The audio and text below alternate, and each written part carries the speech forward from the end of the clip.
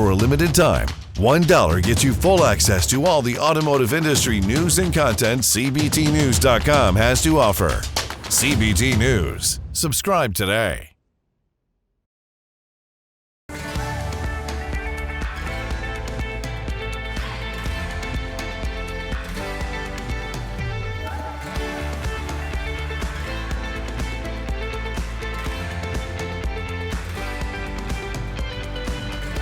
Welcome to CBT News with Bridget Fitzpatrick. Good morning, everyone. Welcome back to CBT News. I'm Bridget Fitzpatrick. Thank you so much for joining us. Here's Chris Riggins with today's top stories. Thanks, Bridget. Starting off on Wednesday, April 12th, the U.S. Environmental Protection Agency is set to announce new rules intended to bring EV market shares to roughly 60% in the U.S. by 2032. As automakers have long awaited guidance from the new regulations, some automakers maintain a wait-and-see approach. But with more announcements coming in the upcoming weeks, automakers will need to intensify their 2030 electrification goals. While used vehicle prices are declining overall, some models are fetching more than their brand new counterparts, like the Ford Maverick compact pickup, which sells for new prices ranging from $24,190 to $35,165 before options. But used models from 2021 and 2022 have an average price of $36,777, which is 12.3% higher than their list price average. Research company IC Cars evaluated over 8.9 million new and lightly used vehicles and identified 14 models that follow this trend. Up next, in a prospective class action lawsuit, a Tesla owner has accused the electric car maker of violating consumer privacy. The lawsuit claims that a group of Tesla employees, via an internal messaging system, privately shared invasive videos and images recorded by the customer's car camera between 2019 and 2022. The breach of consumer privacy for its employees' entertainment has been deemed, quote, particularly heinous and highly offensive. Wrapping up our coverage, new federal tax credits and falling battery prices have made some EVs more affordable than their gas-powered competitors.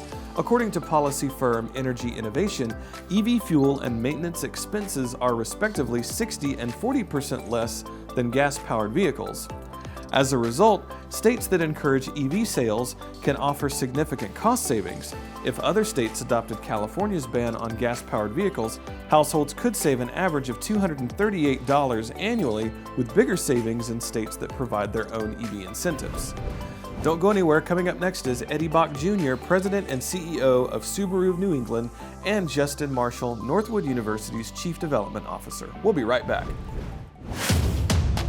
Delivering the news dealers count on for 10 years. Subscribe today and join thousands of other automotive professionals. CBT News, 10 years strong. Today on Inside Automotive, we're joined by the man behind an incredible $500,000 donation to Northwood University, Mr. Ernie Bach Jr., business leader and president and CEO of Subaru of New England. We're also pleased to have back Northwood University's Chief Development Officer, Justin Marshall, to discuss the impact the donation will have on Northwood students. Take a look. So let's jump right into this. What kind of an impact will a donation like this have, Justin, on the university? The impact of this donation is truly transformational, and that's not an exaggeration.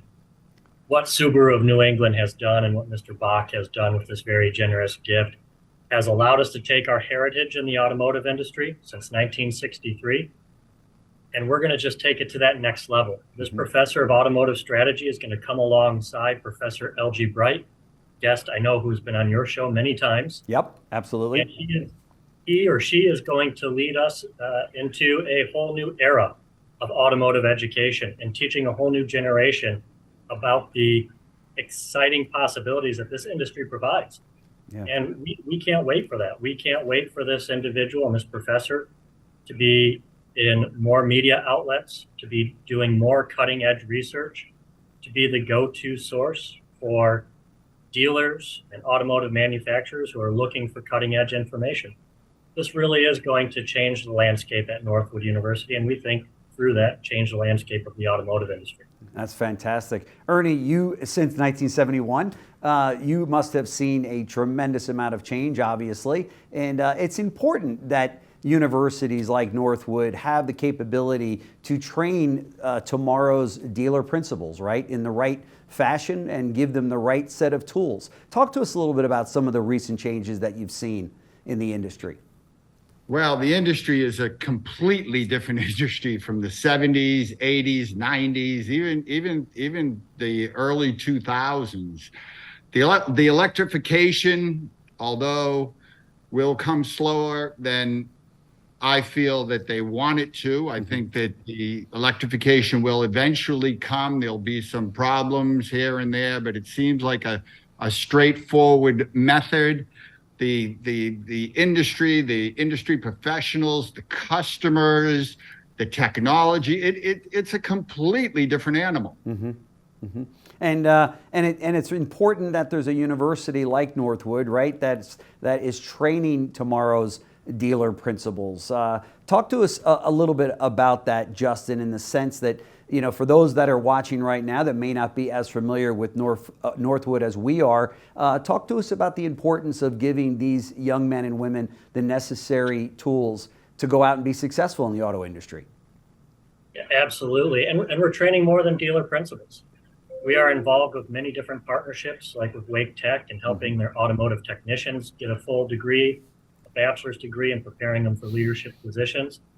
And we know that there are needs in supply chain, mobility, electrification, as Mr. Bach had just shared. And we are really excited about mobility leadership as a general topic.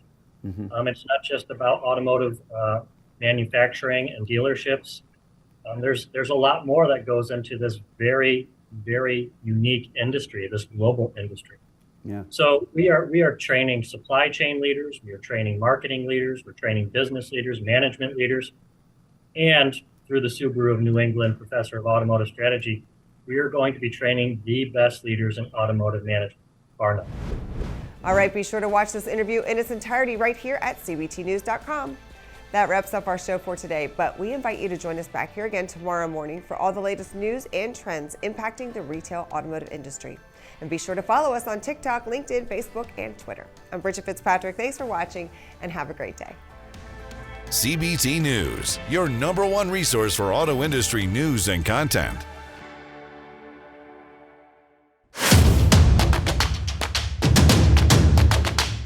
Join the #1 most watched newscast in the automotive industry. CBT News. Subscribe today.